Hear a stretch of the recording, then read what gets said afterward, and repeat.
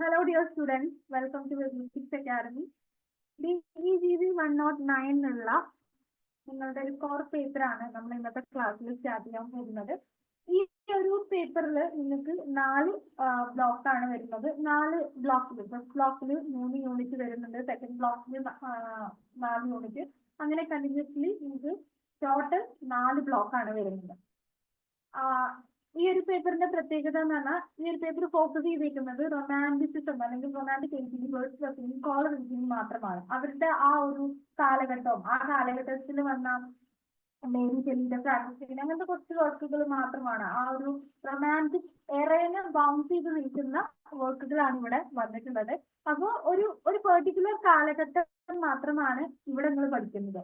അപ്പൊ അതിൽ നമ്മൾ ആദ്യം എന്താണ് റൊമാൻറ്റിക് ഏജ്, എന്തൊക്കെയാണ് അതിന്റെ ഡെഫിനിഷൻ, എന്തൊക്കെ കാര്യങ്ങളാണ് അന്ന് ബിഹൈൻഡ് ദ സീൻ ആയിട്ട് എന്തൊക്കെയാണ് സോഷ്യൽ സിറ്റുവേഷൻസ്, പിന്നെ ഒരു ബേസിക് ആയിട്ട് ആരാണ് വേർഡ്സ്വർത്ത്, എന്തൊക്കെയാണ് അദ്ദേഹത്തിന്റെ കുറച്ച് വർക്ക്സ്, ക്വിസ്, അങ്ങനെ കുറച്ച് ആളുകൾ മാത്രമാണ് നമ്മളിവിടെ നോക്കുന്നത്.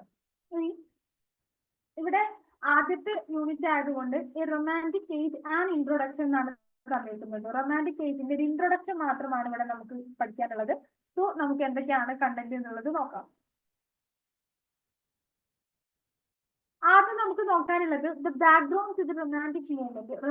നമുക്കറിയാം ഏതൊരു കാലഘട്ടം തുടങ്ങുമ്പോഴും അതിന്റെ പ്രീവിയസ് ആയിട്ട് നിന്നിരുന്ന ആ ഒരു കാലഘട്ടത്തിൽ നിന്ന് വ്യത്യാസങ്ങൾ വരുന്നതുകൊണ്ടാണ് പിന്നെ വരുന്ന കാലഘട്ടത്തിന്റെ പ്രത്യേകത. അങ്ങനെ തന്നെയല്ല, പിന്നെ നമ്മളൊരു ഡ്രസ്സ് ആണെങ്കിൽ കൂടി ഒരു പുതിയ ഡ്രസ്സ് വിപണിയിൽ വരുമ്പോൾ പഴയതിൽ നിന്ന് പുതുമ തോന്നിക്കുന്നത് എന്തോ ഒരു കാര്യമുള്ളതുകൊണ്ടാണ് അതിനെ നമ്മൾ ശ്രദ്ധിക്കുന്നത്. അതേപോലെ തന്നെയാണ് ഒരു കാലഘട്ടവും പറയുന്നത്. റൊമാൻറ്റിക് മൂവ്മെന്റിന്റെ ബാക്ക്ഗ്രൗണ്ട് എന്താ വെച്ചാൽ English literature period from 1792 to 1832 as A romantic period. Basically നമ്മൾ കണക്കാക്കുന്നത് 1798 മുതൽ 1832 വരെയുള്ള ഈ ഒരു കാലഘട്ടത്തിനെയാണ് റൊമാൻറ്റിക് പീരീഡ് എന്ന് പറയുന്നത്. ഈ സമയത്ത്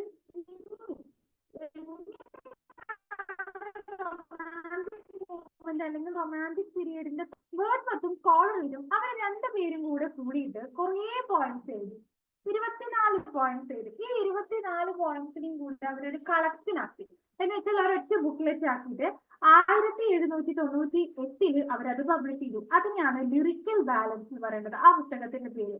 അപ്പൊ 1798 എന്നുള്ള വർഷം ഭയങ്കര പ്രധാനപ്പെട്ടതാണ്. അന്ന് വേർഡ്സ്വർത്തും കോളറിച്ചും അവരുടെ ലിറിക്കൽ ബാലൻസ് ഉള്ള ഒരു കളക്ഷൻ ഓഫ് പോയട്രി അവർ പബ്ലിഷ് ചെയ്യാനായി.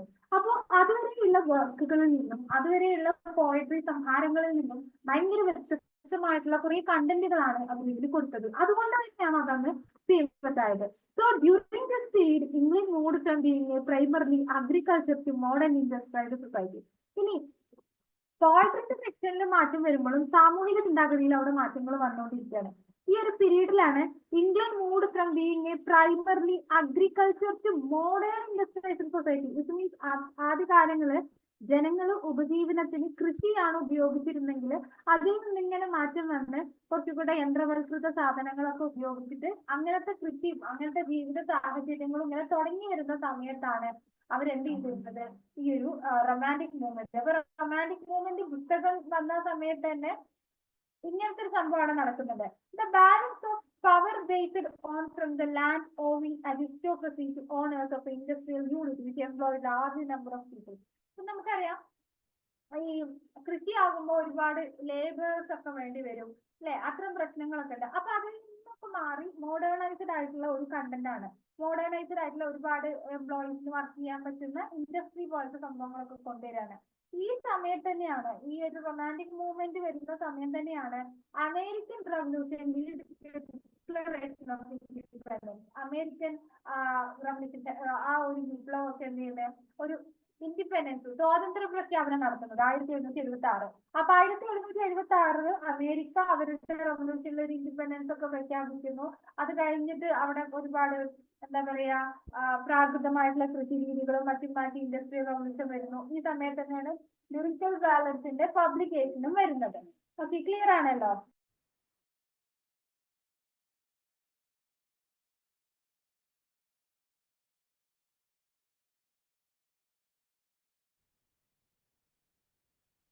ഓക്കെ, ഓക്കെ, അപ്പൊ ഇത്രയാണ് ഇതിന്റെ ഒരു ബേസിക് റൊമാൻറ്റിക് മൂവ്മെന്റിന്റെ കുറച്ച് background. We have to move on to check some more points.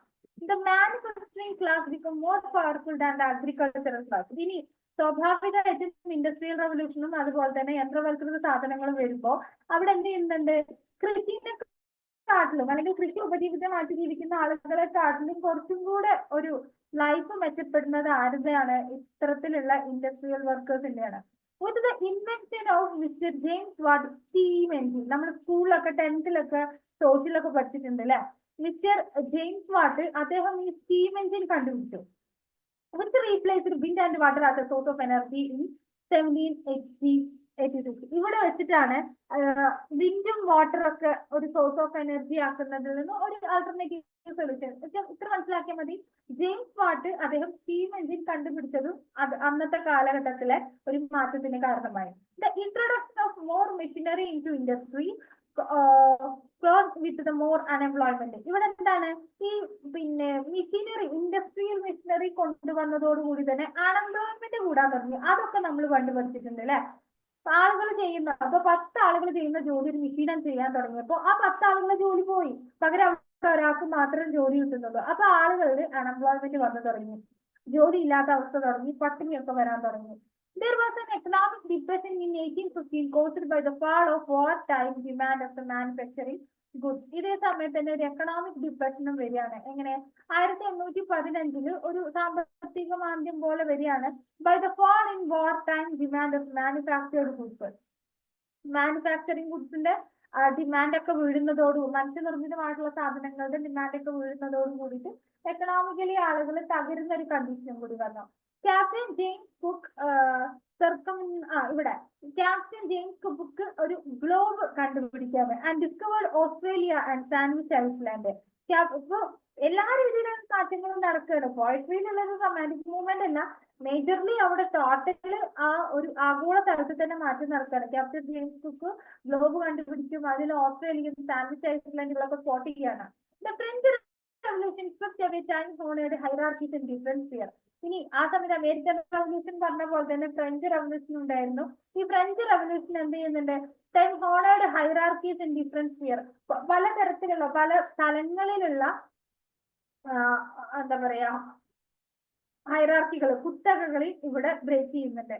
New slogans of liberty, equality and fraternity promise to free and egalitarian society. ഇനി ഒരു സ്വാതന്ത്ര്യവും സമാധാനവും അതേപോലെ തന്നെ തുല്യതക്കുള്ള ഒരു സമൂഹത്തിന് വേണ്ടിയിട്ട് അല്ലെങ്കിൽ അവർ പുതിയ സ്ലോഗൻസും കുറെ മുദ്രാവാക്യങ്ങളൊക്കെ ഉയർത്തുന്ന ഒരു കാലഘട്ടം കൂടിയായിരുന്നു ഇത്. അപ്പൊ എന്ന് വെച്ചാല് സാമൂഹികമായിട്ടും സാമ്പത്തികമായിട്ടും ഒക്കെ ആളുകളിൽ ഭയങ്കരമായിട്ടുള്ള മാറ്റം വന്നിട്ടുള്ള ഒരു കാലഘട്ടം കൂടിയായിരുന്നു ഇത്. ഓക്കെ, ഇനി നമുക്ക് അതിൽ പറയാനുള്ളത്, ഒരു എസ്സേ ചോദിക്കുമ്പോൾ എന്താണ് റൊമാൻറ്റിസിസം എന്ന് ചോദിക്കുമ്പോൾ നമുക്ക് എഴുതാനൊരു ഡെഫിനിഷൻ വേണം. You have to look at your textbook, there men definition on it. So നിങ്ങൾക്ക് എന്ത് ചെയ്യാമെന്ന് ഏതെങ്കിലും 1-2 ഡെഫിനിഷൻ പഠിക്കാം എക്സാം വ്യൂ പോയിന്റിൽ പരീക്ഷയ്ക്ക് എഴുതാനുള്ളതില്. അപ്പൊ ഞാൻ എന്തുകൊണ്ട് ചിലപ്പോൾ നിങ്ങൾ പുസ്തകത്തിൽ നോക്കുമ്പോഴേക്കാട്ടിലും കുറച്ചും കൂടി സ്ട്രൈക്കിംഗ് ആയിട്ട് തോന്നുന്നതാവും. ഈ റൊമാൻറ്റിസിസം എന്ന് പറഞ്ഞ റൊമാൻറ്റിക് ഏജിന് മിസ്റ്റർ വേർഡ്സ്വർത്ത് കൊടുത്ത ഒരു ഡെഫിനിഷൻ ഉണ്ട്, അദ്ദേഹം പോയട്രിക്ക് കൊടുത്തൊരു ഡെഫിനിഷൻ ഉണ്ട്. അതാണ് poetry is a spontaneous overflow of the powerful feeling, it take it origin from the emotion recollected in tranquillity എന്നാണ് അദ്ദേഹം പോയട്രിക്ക് കൊടുത്തൊരു ഡെഫിനിഷൻ തന്നെയാണ് റൊമാൻറ്റിക് പീരീഡിൽ ഏറ്റവും കൂടുതൽ ബൗൺസ് ചെയ്ത് നിൽക്കുന്നത്. അപ്പോൾ ആളുകള് ഈ അല്ലെങ്കിൽ നിങ്ങൾ എഴുതുമ്പോൾ ഡെഫിനിഷൻ ഓഫ് റൊമാൻറ്റിസിസം അല്ലെങ്കിൽ ആ ഒരു എറന എഴുതുമ്പോൾ വേർഡ്സ്വർത്ത് കൊടുത്ത് ഇത് എഴുതിയാലും പെർഫെക്റ്റ് ആവും. കാരണം ഇതിന് മികച്ച ഒരു ഡെഫിനിഷൻ ആ സമയത്ത് ആ കാലഘട്ടത്തിൽ വന്നിട്ടില്ല. സോ ഈ സമയത്ത് തന്നെയാണ് ഇത് decline and fall of romantic ideals ഒക്കെ ഫോളോ ചെയ്യുന്ന ഒരു സമയം കൂടിയാണ്. The term romantic was first used in the last 17th century to describe painting with a certain bizarre quality. ഈ ഭാഗത്ത് പറയുന്നത് എന്താ വെച്ചാൽ റൊമാൻറ്റിസിസം എന്നുള്ള വേർഡ് എങ്ങനെയാ വന്നതാണ്. കാരണം നമ്മൾ അത്ര ഒന്നും പഠിക്കുന്ന കാര്യമില്ല. റൊമാൻറ്റിക് എന്ന വേർഡ് വന്നു അതിന്റെ കാര്യമൊന്നും നമുക്കില്ല. നമ്മൾ വെറും ലിറ്ററേച്ചർ ഫോക്കസ് ചെയ്തോണ്ട് ഞാൻ ജസ്റ്റ് അത് കൊടുത്തിട്ടേ ഉള്ളൂ കേട്ടോ. അന്ന് റൊമാൻറ്റിസിസം എന്ന് പറഞ്ഞത് പെയിന്റിങ്ങിനെയും അതേപോലെ തന്നെ മറ്റുള്ള കുറച്ച് കലാപരമായിട്ടുള്ള സംഭവങ്ങളൊക്കെ എക്സ്പ്രസ് ചെയ്യുന്ന ആ ഒരു സംഭവത്തിനാണ് അന്ന് റൊമാൻറ്റിക് എന്നുള്ള വേർഡ് വന്നിട്ടുള്ളത്. അതേപോലെ ഡെഫിനിഷനും ഇതും പഠിച്ചു വെച്ചാൽ മതി. Poetry is spontaneous overflow of powerful feeling, it takes it origin from emotion recollected in tranquillity എന്ന് പഠിച്ചു വെച്ചാൽ മതി. ഇനി നമ്മൾ നെക്സ്റ്റ് നോക്കുന്നത് റൊമാൻറ്റിസിസത്തിന്റെ സൈലന്റ് ഫീച്ചേഴ്സ് ആണ്. There were many more silent features in romantic times. ഒന്നാമത് നോക്കാം, the function of poetry is to instruct and to please. ഇദ്ദേഹത്തിന്റെ അല്ലെങ്കിൽ റൊമാൻറ്റിക് പീരീഡിന്റെ പ്രധാനപ്പെട്ടിട്ടുള്ള ഒരു ഇൻസിഡന്റ് എന്ന് പറയുന്നത് പോയട്രിയുടെ ഫംഗ്ഷൻ എന്ന് പറഞ്ഞാൽ to instruct and please. Instruct എന്ന് പറഞ്ഞാൽ എന്താണ്? ആളുകളെ നിയന്ത്രിക്കുക, ആളുകളെ നിർദ്ദേശിക്കുക, അതുപോലെ തന്നെ പ്ലീസ് ചെയ്യുക, സന്തോഷിപ്പിക്കുക. ഇത് രണ്ടുമാണ് റൊമാൻറ്റിക് ഏജിന്റെ ഒരു function. And art is A mirror of which we find A reflection of life. അതേപോലെ തന്നെ മറ്റൊരു ഫീച്ചറാണ് ആർട്ട് എന്ന് പറയുന്നത്, കല എന്ന് പറയുന്നത് ഒരു കണ്ണാടിയാണ്. അതെന്താണ്? Reflection of life. ഒരാളുടെ ലൈഫിൽ ഒരു റൈറ്ററിന്റെ വർക്ക് നോക്കിയാൽ മനസ്സിലാകും whether he is success or failed. അപ്പൊ ഒരാൾ വർക്ക് നോക്കുമ്പോൾ തന്നെ അയാളുടെ ഒരു എന്താ പറയാ ലൈഫിനെ കുറിച്ച് നമുക്ക് പറയാൻ പറ്റും. അതുകൊണ്ടാണ് ആർട്ട് എന്ന് പറഞ്ഞ ജീവിതത്തിന്റെ ഒരു റിഫ്ലക്ഷൻ ആണെന്ന് പറയുന്നത്. And the source of poetry is poetry himself. ഇപ്പൊ നേരത്തെ പറഞ്ഞതുകൊണ്ട് കണക്ട് ചെയ്യാം. ഒരു പോയട്രി ഉണ്ടാക്കാനുള്ള സോഴ്സ് എന്ന് പറഞ്ഞാൽ എന്താ? അത് പോയിറ്റ് തന്നെയാണ്. പോയിറ്റിന്റെ കഴിവാണ് എങ്ങനെയാണ് ഒരു പോയട്രിനെ എക്സിക്യൂട്ട് ചെയ്യേണ്ടത് എന്നുള്ളത്. And poetry is a expression of emotions. പോയട്രിയിലൂടെയാണ് ഓരോ ആളുകളും അവരുടെ ഇമോഷൻസ്, വികാരങ്ങളെ എക്സ്പ്രസ് ചെയ്യുന്നത്. So the poet imagination create poetry. അതുകൊണ്ട് തന്നെ പോയറ്റിന്റെ ഇമാജിനേഷൻ ത്രൂ ആണ് പോയട്രികൾ ക്രിയേറ്റ് ചെയ്യുന്നത്. അപ്പൊ എന്തൊക്കെ നോക്കി? പോയറ്റിന്റെ ഫംഗ്ഷൻ എന്ന് പറഞ്ഞാൽ ഇൻസ്ട്രക്ട് ചെയ്യുക, പ്ലീസ് ചെയ്യിപ്പിക്കുക. Art is mirror. ആർട്ട് എന്ന് പറഞ്ഞാൽ ഒരു കണ്ണാടിയാണ്. അത് we find reflection of life. And source of poetry, poetry himself. Poetry is the expression of emotion. Poet's imagination creates poetry. ഇനി നെക്സ്റ്റ്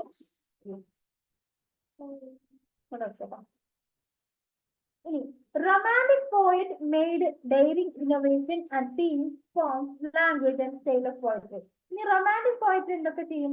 അവർ പോയട്രിയിൽ പുതിയ പുതിയ ഇന്നോവേഷൻസ് കൊടുക്കും, പുതിയ തീമുകൾ കൊണ്ടുപോകും, പുതിയ ഫോംസ് കൊണ്ടുപോകുന്നുണ്ട്. And languages, style of poetry, ഇതിലൊക്കെ റൊമാൻറ്റിക് പോയട്രി മാറ്റം വരുത്തുന്നുണ്ട്.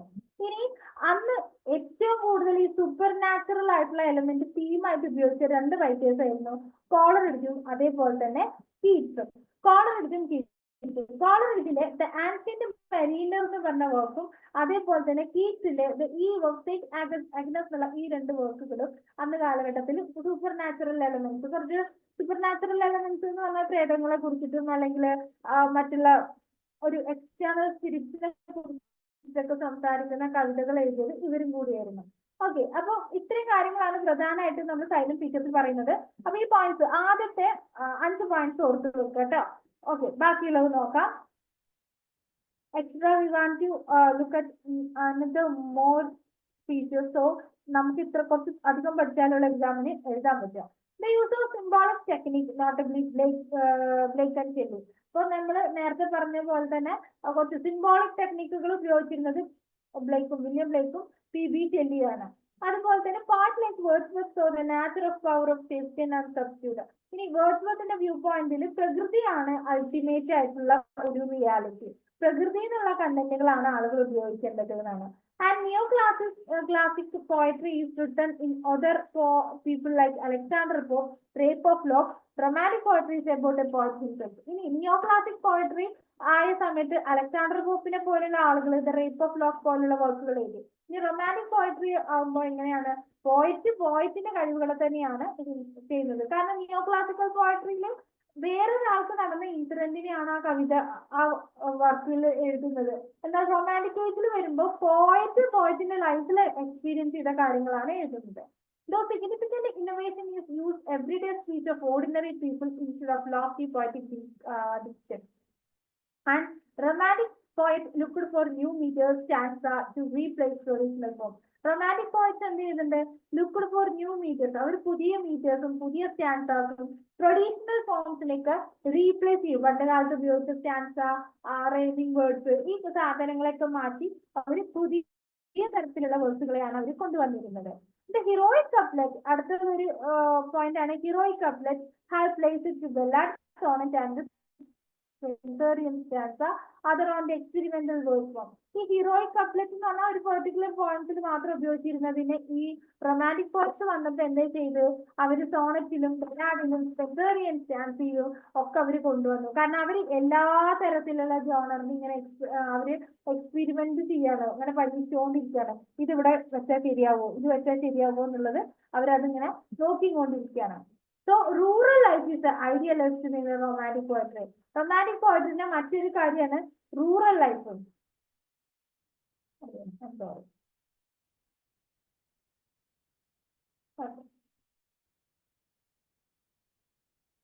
ടാബു തീംസ് പറഞ്ഞാൽ കുറേ കാലങ്ങളായിട്ട് കണ്ടിന്യൂസ്ലി ഉപയോഗിച്ച് വന്നിരുന്ന തീമുകളുണ്ട്. വെച്ചാല് ഈ high class society, upper class peoples, aristocracy, അവരുടെ ലൈഫ് എക്സ്പീരിയൻസ്, ഇതിനൊക്കെ ഈ ടാബു തീംസിനൊക്കെ ഇവർ എന്ത് ചെയ്തിട്ട് ഒരു ഇൻഹിബിഷനും കൂടാതെ ഇവരെന്ത് ചെയ്തിട്ടുണ്ട്, റൊമാൻറ്റിക് പോയിറ്റ് മാറ്റി മറിച്ചുകൊണ്ട് വരുന്നുണ്ട്. അപ്പൊ ഇത്രയൊക്കെയാണ് ഇതിലെ പ്രധാനപ്പെട്ട ഫീച്ചേഴ്സ് വരുന്നത് കേട്ടോ. അപ്പൊ ഇതിന്റെ ഫീച്ചേഴ്സ് ഒന്ന് നോക്കി വെക്കുക. ഇനി നമ്മൾ നോക്കാനുള്ളത് ആദ്യ കാലഘട്ടത്തിലെ ഏർലി റൊമാൻറ്റിക് പോയിറ്റ്സ് ആരൊക്കെയായിരുന്നു എന്നുള്ളതാണ് നോക്കുന്നത്. ഏർലി റൊമാൻറ്റിക് പോയിറ്റിൽ ഒരാളാണ് വില്യം കോളിംഗ്. വില്യം കോളിംഗിന്റെ പ്രത്യേകത എന്ന് പറഞ്ഞാല് landscape evoke ideas and emotion. William കോളിംഗ്സിന്റെ വർക്കുകളിൽ എന്തായിരുന്നു, ലാൻഡ്സ്കേപ്പുകളായിരുന്നു, നല്ല ബ്യൂട്ടിഫുൾ ആയിട്ടുള്ള മെഡോസ്, അതുപോലെ തന്നെ ഹിൽസ്, റിവർ സൈഡ്, ഇതൊക്കെയായിരുന്നു.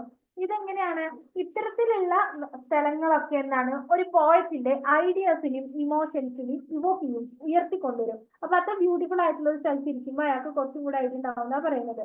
And romantic tendencies such as return to past and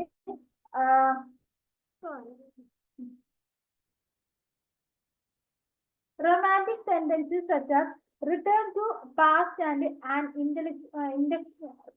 intellectualism may be noticed in this odd on and popular superstitions. ഇനി എന്താണ് ഓഡ് ഓൺ പോപ്പുലർ സൂപ്പർസ്റ്റിഷ്യസ് എന്നുള്ള ഒരു വർക്കിൽ അദ്ദേഹം കുറെ റൊമാൻറ്റിക് ടെൻഡൻസീസ് ഒക്കെ കൊണ്ടുവന്നിട്ടുണ്ട്. Coleridge is impressed with Collins' use of superstitious and classical legend. Coleridge, William കോളിംഗിന്റെ പോലെ തന്നെ കോളിംഗ് ഈ സൂപ്പർസ്റ്റീഷ്യസ് ആയിട്ടുള്ള കാര്യങ്ങളും ക്ലാസിക്കൽ ലെജൻഡറി ഒക്കെ ഇൻവോൾവ് ചെയ്തത് കൊണ്ടിട്ടാണ് കോളറിഡ്ജും അദ്ദേഹത്തിന്റെ വർക്കിലും അത് കൊണ്ടുവന്നത്. അപ്പൊ ആദ്യത്തെ ഒരാളെ പറഞ്ഞു വില്യം കോളിംഗ്. രണ്ടാമത്തത് തോമസ് ഗ്രേ. തോമസ് ഗ്രേനെ നമ്മൾ ആദ്യം അറിയുക എങ്ങനെയാണ്, തോമസ് ഗ്രേ എന്ന് പറയുമ്പോൾ നമ്മൾ ചേർത്ത് വായിക്കേണ്ട ഒരു പോയിന്റ് ആണ് elegy written in a country churchyard എന്നുള്ള പോയിന്റ്. നിങ്ങൾ പേപ്പർ പഠിച്ചുകൊണ്ടിരിക്കുന്നതും കേൾക്കുന്നതാണ്. Elegy written in a country churchyard. And Elegy written in a country churchyard, he records the different mode of nature in a charming detail. എന്ത് ചെയ്യുന്നുണ്ട്, പ്രകൃതിന്റെ പല മൂഡിനെയും മൂവ്മെന്റിനെയും അദ്ദേഹം വളരെ detail ആയിട്ട് എക്സ്പ്രസ് ചെയ്യുന്ന ഒന്നാണ് ഈ elegy written in a country churchyard. നമുക്കൊക്കെ ചിന്തിക്കാൻ പറ്റാത്ത രീതിയിലുള്ള ഒരു കവിതയാണ് അദ്ദേഹം എഴുതി വെച്ചിട്ടുള്ളത്. ഒരു ചർച്ചയാർഡിൽ അദ്ദേഹം പോയിരിക്കുകയും അവിടെ മരണപ്പെട്ടവരെ കുറിച്ചിട്ട് അദ്ദേഹം പിന്നെ സങ്കടപ്പെടുകയൊക്കെ ചെയ്യുന്ന കാര്യങ്ങളാണ് പറഞ്ഞിട്ടുള്ളത്. ഓക്കെ,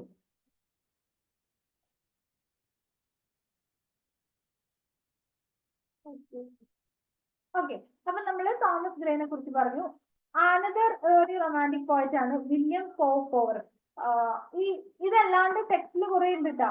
നിങ്ങൾക്ക് പരീക്ഷന്റെ വ്യൂ പോയിന്റ് ഞാൻ ഇവരെ 3 പേരെ എടുത്തിട്ടുള്ളൂ. ഇവര് കുറച്ചും കൂടെ, കാരണം റിപ്പീറ്റഡ് ആയിട്ട് ഇങ്ങനെ കേൾക്കുന്ന പേരുകളായതുകൊണ്ട് കുറച്ചും കൂടെ അറിയും. പിന്നെ അറിയാത്ത കുറച്ച് ആളുകളൊക്കെ ഉണ്ട്, അവരൊന്നും ഞാൻ എടുത്തിട്ടില്ല. കാരണം നിങ്ങൾക്ക് പരീക്ഷയ്ക്ക് ഇത്ര പഠിച്ചാൽ മതി. വില്യത്തിന്റെ ഒരു പ്രത്യേകത എന്ന് പറഞ്ഞാൽ അദ്ദേഹം ലവ് ഓഫ് നാച്ചർ, പ്രകൃതിനെ വല്ലാണ്ട് സ്നേഹിച്ചിരുന്നു. റിലീജിയസ് വർഷിപ്പ് റിലേറ്റഡ് ആക്ടിവിറ്റീസ്, അദ്ദേഹം ഈ മതപരമായിട്ടുള്ള ചടങ്ങുകളും മതത്തിനെയൊക്കെ അദ്ദേഹം വല്ലാണ്ട് ഫോക്കസ് ചെയ്തിരുന്നു.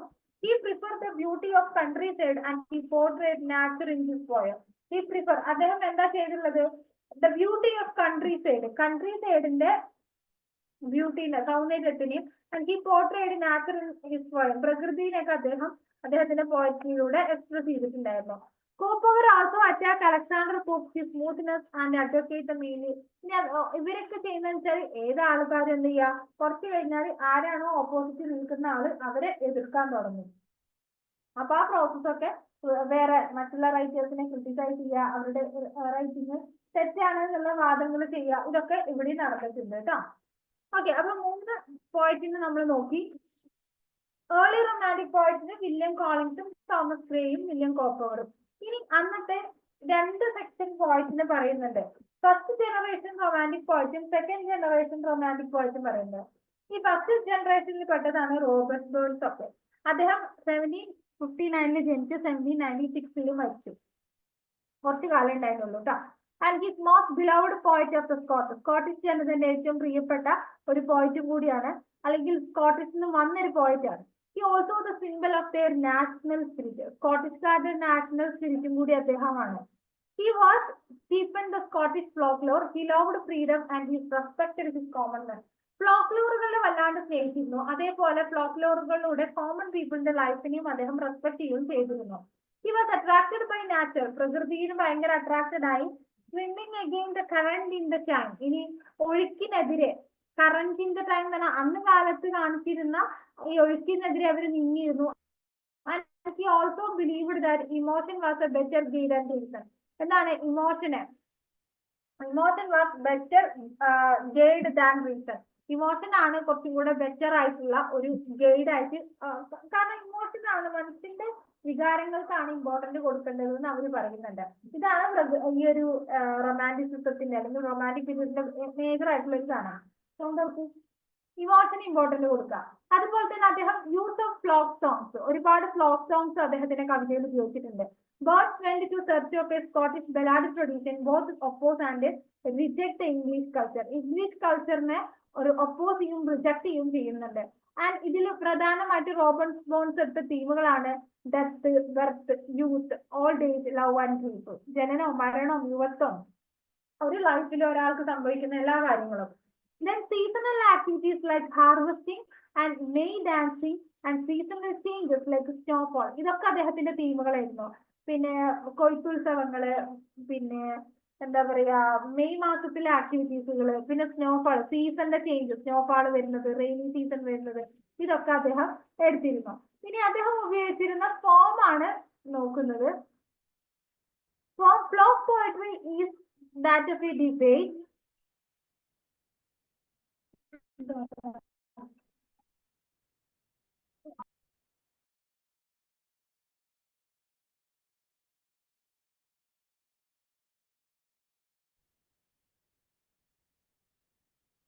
Okay, and the flock poetry is that the debate, a series of riddles or tests. Flock poetry in the form എന്ന് പറഞ്ഞാല് ചിലപ്പോൾ ഡിബേറ്റ്, തർക്കങ്ങളാവാം, അല്ലെങ്കിൽ ഒരു റിഡില് പോലെ, കടങ്കഥകൾ പോലെ, ചില അങ്ങനത്തെ പരിപാടികളൊക്കെയാണ്. അങ്ങനത്തെ പരിപാടികളൊക്കെ അല്ലെങ്കിൽ അങ്ങനത്തെ സംഭവങ്ങളൊക്കെ കവിതകൾ എഴുതിയിരുന്നു. Birds and flowers are given human qualities. മനുഷ്യനും പക്ഷികൾക്കും പൂക്കൾക്കൊക്കെ മനുഷ്യന്റെ ക്വാളിറ്റീസ് നൽകി എഴുതിയിരുന്നു. The number of 3 is significant. 3 riddles, 3 action and അങ്ങനെ 3 എന്നുള്ള സംഭവങ്ങൾ അദ്ദേഹം കുറച്ച് ഇമ്പോർട്ടൻസ് കൊടുത്തിരുന്നു. പിന്നെ ഉപയോഗിച്ചിരുന്ന വൊക്കാബുലറി, വാക്കുകൾ, വേർഡ്സുകൾ എന്ന് പറഞ്ഞാൽ ഭയങ്കര സിമ്പിൾ ആണ്. ലവ് പോയിംസ് ആണ്, ലവ് സോങ്സ് ആണ് ഏറ്റവും കൂടുതൽ important. He could write a poetry from the personal experience and from the woman point of view. ഇനി അദ്ദേഹം എഴുതിയുന്ന പ്രണയ കവിതകളുടെ പ്രത്യേകത എന്ന് പറഞ്ഞാൽ എന്താണ്? അദ്ദേഹത്തിന്റെ പേഴ്സണൽ ആയിട്ടുള്ള എക്സ്പീരിയൻസും അതേപോലെ തന്നെ ഒരു പെണ്ണ് അല്ലെങ്കിൽ ഒരു സ്ത്രീ എങ്ങനെയാണ് ഈ പ്രണയത്തിനെ എക്സ്പീരിയൻസ് ചെയ്യുന്നത് എന്നും അദ്ദേഹം തന്നെ എഴുതിയിട്ടുണ്ട്. He could write of love in old age with equal charm. ഇനി അദ്ദേഹത്തിന്റെ പ്രത്യേകത പറഞ്ഞാൽ അദ്ദേഹത്തിന്റെ ഏറ്റവും ഓൾഡസ്റ്റ് ടൈമിലും പ്രണയത്തിനെ ഒരു ചെറുപ്പക്കാരൻ വിവരിക്കുന്നത് പോലെ വിവരിച്ചിട്ടുണ്ട്. നെക്സ്റ്റ് റൈറ്റർ ആണ് വില്യം ബ്ലേക്ക്, 1757 to 1827. ബ്ലേക്ക് പറയുന്നത് was a man of vision എന്നുള്ളതാണ്. സോങ് ഓഫ് ഇന്നസെൻസ്, അദ്ദേഹത്തിന്റെ 2 വർക്കുകളാണ്, സോങ് ഓഫ് ഇന്നസെൻസും സോങ് ഓഫ് എക്സ്പീരിയൻസും. സോങ് ഓഫ് ഇന്നസെൻസില് extreme sense of freedom and happiness to the condition of childhood. ഒരു ചൈൽഡ്ഹുഡിലെ ഒരാൾ അനുഭവിക്കുന്ന സ്വാതന്ത്ര്യത്തിനെയും അതേപോലെ തന്നെ സന്തോഷത്തിനെയാണ് പറയുന്നത്. സോങ് ഓഫ് എക്സ്പീരിയൻസിൽ അദ്ദേഹം പറയുന്നത് 1798 he expressed his deep integration of hypocrisy and cruelty in the world. എന്തൊക്കെയാണ് ഹിപ്പോക്രസി, ക്രൂവാലിറ്റി ഒക്കെ അതിൽ പറയുന്നുണ്ട്, ഒരാളുടെ ലൈഫിൽ അനുഭവിക്കുന്ന. അപ്പോൾ സോങ് ഓഫ് എക്സ്പീരിയൻസും സോങ് ഓഫ് ഇന്നസെന്റും ആണ് ബ്ലേക്കിന്റെ 2 പ്രധാനപ്പെട്ട വർക്കുകൾ. He wanted people to free themselves from convention and tradition and depend on their own intuition to realize their potential. അദ്ദേഹത്തിന്റെ ഒരു തീം എന്ന് പറഞ്ഞാല് ആളുകള് സ്വന്തം കഴിവുകളിൽ വിശ്വസിക്കുക, and they want to free themselves. അവർ സ്വന്തം ഫ്രീ ആവുക from the convention and the tradition and depend their own institution. അവർക്ക് സ്വന്തമായിട്ടുള്ള കഴിവുകളെ തിരിച്ചറിയണം എന്നുണ്ടെങ്കിൽ ഒരാൾ കംപ്ലീറ്റ് ആയിട്ട് സ്വതന്ത്രനാവണമെന്ന് വിചാരിക്കണം. നെക്സ്റ്റ് വില്യം വേർഡ്സ്വർത്ത് ആണ്. Wordsworth is a prominent leader of romantic movement in England. ഇംഗ്ലണ്ടിൽ റൊമാൻറ്റിക് മൂവ്മെന്റ് എന്ന് പറഞ്ഞ കോൺസെപ്റ്റ് വന്നത് തന്നെ ഈ ഒരു വില്യം വേർഡ്സ്വർത്തിന്റെ ഒരു കൺട്രോളിലാണ്. 1795 he met S.T. Coleridge and his meeting was beneficial for both of them. കോളറിജിനെ അവർ മീറ്റ് ചെയ്യും. ഈ കോളറിജിനെ മീറ്റ് ചെയ്യുന്നതോടുകൂടി തന്നെയാണ് ഈ റൊമാൻറ്റിക് പീരീഡിന്റെ ഉത്ഭവം. They jointly ordered lyrical ballads. ഇവർ രണ്ടുപേരും കൂടിയിട്ട് ലിറിക്കൽ ബാലൻസ് എന്നുള്ള വർക്ക് എഴുതി. It is considered to be the beginning of romantic movement in England. ഇംഗ്ലണ്ടിലെ റൊമാൻറ്റിക് മൂവ്മെന്റിന്റെ ബിഗിനിങ് എന്ന് പറയുന്നത് ഈ കാലഘട്ടത്തിനെയാണ്. ആൻഡ് ദ പ്രില്യൂഡ് എഴുതി. Prelude, a sort of spiritual autobiography. ഒരു തരത്തിലുള്ള സ്പിരിച്വൽ ഓട്ടോബയോഗ്രഫി ആണ് പ്രില്യൂഡില്. Wordsworth is better known for his short poem like Tintern Abbey and the Immortality of Order. വേർഡ്സ്വർത്തിനെ ആദ്യം അറിയപ്പെടുന്നത് അദ്ദേഹത്തിന്റെ ടിൻഡേൻ അബേനെ ഇമ്മോർട്ടാലിറ്റി ഓഫ് ഓർഡർ എന്നുള്ള വർക്കിലൂടെയാണ്. All of intimation of immortality, Wordsworth attribute the child wisdom and glory of a consciousness memory of a previous life. All of intimation of immortality, ഇത് അദ്ദേഹത്തിന്റെ ഭയങ്കര പ്രശസ്തമായിട്ടുള്ള വർക്കാണ്. ഇതിൽ വേർഡ്സ്വർത്ത് പറയുന്നത് a child wisdom and glory to conscious memory of previous ലൈഫിലെ ഒരു conscious മെമ്മറിനെയാണ് ഇത് ഈ ഒരു കവിതയിൽ പറയുന്നത്. ഈ വേർഡ്സ്വർത്തിന്റെ theory of poetry lyrical ബാലൻസിന്റെ prefaces ഉണ്ട്. ഇത് സെക്കൻഡ് എഡിഷനിൽ ആദ്യം ഈ ലിറിക്കൽ ബാലൻസ് ആദ്യം ഇറങ്ങിയ സമയത്ത് ആളുകൾക്ക് ഇതിന്റെ ഒരു കൺഫ്യൂഷൻ വന്നത് എന്താണെന്ന്. പിന്നെ അദ്ദേഹം രണ്ടാമത് ഒരു റീപബ്ലിക്കേഷൻ നടത്തുന്നുണ്ട്. ആ റീപബ്ലിക്കേഷനിൽ അദ്ദേഹം ഇതിനൊരു പ്രിഫൈസ് കൊടുക്കുന്നുണ്ട്. അത് സെക്കൻഡ് എഡിഷൻ 1800 എനിക്ക് manifesto in which discuss a number of issues related to art of poetry. Art of poetry ആണ് ഇതിൽ പ്രധാനമായിട്ടും അദ്ദേഹം കൊടുത്തിട്ടുള്ളത്. പോയട്രിന്റെ ഒരു കലയെ കുറിച്ചിട്ടാണ്. These issues include nature of poetry, creation of poetry, and impact of poem on the reader, and the difference between the language and prose of language poetry. ഇനി ഇതിലാണ് അദ്ദേഹത്തിന്റെ പ്രശസ്തമായിട്ടുള്ള ആ coat. Poetry is a spontaneous overflow of the powerful feeling which take in origin from the emotion recollected in triangulity എന്ന് പറഞ്ഞ അദ്ദേഹത്തിന്റെ coat പറയുന്നത് അദ്ദേഹം. അതേപോലെ തന്നെ the end of poetry is a produce excitement. Poetry വായിച്ചു തീരുമ്പോൾ അയാൾക്ക് എന്ത് ചെയ്യണം? ഒരു എക്സൈറ്റ്മെന്റ് വേണം. ആൻഡ് ഇൻ കോ എക്സിസ്റ്റൻസ് വിത്ത് തന്നെ ഓവർ ബാലൻസ് ഓഫ് പ്ലഷർ. അതേപോലെ തന്നെ ഒരു പ്ലഷറിന്റെ ഒരു ഓവർ ബാലൻസും അയാൾക്ക് വേണം എന്നാണ് പറയുന്നത്. ഇനി S.T. കോളറിജിനെ നമുക്ക് ഡിസ്കസ് ചെയ്യാം. അദ്ദേഹം ഒരു പോയറ്റ് ആണ്, ഫിലോസഫർ ആണ്, ജേർണലിസ്റ്റ് ആണ്, പ്രീച്ചർ ആണ്, ലെക്ചറർ ആണ്, അതേപോലെ തന്നെ playwright and literary critic, also literary തിയറിസ്റ്റും കൂടിയാണ്. ഈ point movement against mechanist psychology of 19th century. ഈ 18th സെഞ്ചുറിയില് ഒരു മെക്കാനിസ്റ്റ് സൈക്കോളജിയിലൂടെ അദ്ദേഹം ഫോക്കസ് ചെയ്തിട്ടുണ്ടായിരുന്നു. More than the other romantic he recognised supremacy of imagination and creative power. മറ്റുള്ള റൊമാൻറ്റിസിനെ പോലെ തന്നെയല്ല അദ്ദേഹം എന്ത് ചെയ്യുന്നുണ്ട്? ഇമാജിനേഷന് അതേപോലെ തന്നെ ഒരു ക്രിയേറ്റീവ് പവറിന് ഒക്കെ ഒരു സുപ്രീമസി കൊടുക്കുന്നുണ്ട്. Biography literary explain how he had dealt supernatural of his poetry. എന്താണ് ബയോഗ്രഫി ലിറ്ററിയ എന്നുള്ളതാണ് S.T. കോളേജിന്റെ പ്രധാനപ്പെട്ട വർക്ക്. ഇതിൽ അദ്ദേഹം എങ്ങനെയാണ് പോയട്രിയിലെ സൂപ്പർ നാച്ചുറൽ എലമെന്റ്സിനെ പറയുന്നുണ്ട്. പിന്നെ അതിന്റെ പ്രധാന കീ ടേംസ് ആണ് ഫാൻസി, ഇമാജിനേഷൻ എന്നൊക്കെ ഉള്ള വേർഡ്സുകൾ. ഈ called imagination is a shaping and modifying power of fancy and imagination അദ്ദേഹം എന്ത് പറയുന്നുണ്ട്? Shaping and modifying power and fancy. ഈ ഒരു ഇമാജിനേഷൻ ആണ് എന്ത് ചെയ്യുക? ഒരാളുടെ കഴിവിനെയും അയാളുടെ ഓർമ്മകളെയും അയാളുടെ എഴുത്തിനെയൊക്കെ മോഡിഫൈ ചെയ്യുന്നത്. അദ്ദേഹത്തിന് 3 പോയിന്റ്സ് ആണ്: ആന്റിന്റെ മരീതൻ, കുപ്ലാഗൻ, ക്രിസ്റ്റബൽ. കേട്ടോ, അപ്പൊ അറിയാത്ത അല്ലെങ്കിൽ ബുദ്ധിമുട്ടുള്ള പോയിന്റ്സ് ഒന്നും പഠിക്കില്ല. അദ്ദേഹം ആരാന്ന് പഠിക്കുക. അതേപോലെ തന്നെ വർക്ക് ബയോഗ്രഫിയ ലിറ്ററിയ, അതിൽ ഉപയോഗിക്കുന്ന 2 ടേമാണ് ഫാൻസി ആൻഡ് ഇമാജിനേഷൻ. പിന്നെ 3 എക്സ്ട്രാ അദ്ദേഹത്തിന്റെ കരിയർ ബെസ്റ്റ് ആയിട്ടുള്ള പോയിന്റ്സ് ആണ് ആന്റൺ മരീനർ. ഇതിൽ എല്ലായിടത്തെ memorable imagination and price. Kubla Khan എന്ന് പറയുന്ന ഒരു പോയിന്റ് വരുന്നുണ്ട്. ഇത് വിഷൻ പോയിന്റ്സിനെ ഓപ്പിയം ഡ്രീം, ഒരാൾ ഓപ്പിയം കഴിച്ചിട്ട് അയാൾ സ്വപ്നം കാണുന്ന കാര്യങ്ങളാണ്. ഇനി Christabel is a poetic fragment evoke a medieval atmosphere through suggestion. അങ്ങനെയാണ് ക്രിസ്റ്റബൽ. കേട്ടോ, ഇനി നമുക്ക് സെക്കൻഡ് ജനറേഷൻ പോയിന്റ്സിനെ കൂടിയാണ് നോക്കാനുള്ളത്. സോ ഐ തിങ്ക് നമ്മൾ ടൈം ഫിനിഷ് ചെയ്തിട്ടുണ്ട്. സോ സെക്കൻഡ് ജനറേഷൻ റൊമാൻറ്റിക് പോയട്സിനെ കുറിച്ചിട്ട് നമുക്ക് നെക്സ്റ്റ് ക്ലാസ്സിൽ ഫസ്റ്റ് ഡിസ്കസ് ചെയ്യാം കേട്ടോ. ഓക്കെ, ക്ലിയർ ആണെന്ന് വിചാരിക്കുന്നു. സോ പ്രധാനപ്പെട്ട പോയിന്റ്സിലൂടെയാണ് നമ്മൾ മാത്രം പോയിക്കൊണ്ടിരിക്കുന്നത്. നിങ്ങൾക്ക് ഇതിൽ നിന്ന് തന്നെ ഒരു ഷോർട്ട് നോട്ട് ഉണ്ടാക്കി നിങ്ങളെ പഠനം സ്റ്റാർട്ട് ചെയ്യുക. നന്നായിട്ട് പഠിക്കുക. അന്നത്തെ ക്ലാസ്സുകളൊക്കെ കാണാൻ ഷോർട്ട് നോട്ട്സ് ഒക്കെ മേക്ക് ചെയ്യുക. നിങ്ങളുടെ ടെക്സ്റ്റും കൂടെ വെച്ച് പഠിക്കുക. ഓക്കെ, ക്ലിയർ ആണല്ലോ. സോ ബാക്കി സെക്കൻഡ് ജനറേഷൻ റൊമാൻറ്റിക് പോയട്സിനെ കുറിച്ച് നമുക്ക് നെക്സ്റ്റ് ക്ലാസ്സിൽ ഡിസ്കസ് ചെയ്യാം. Thank you everyone.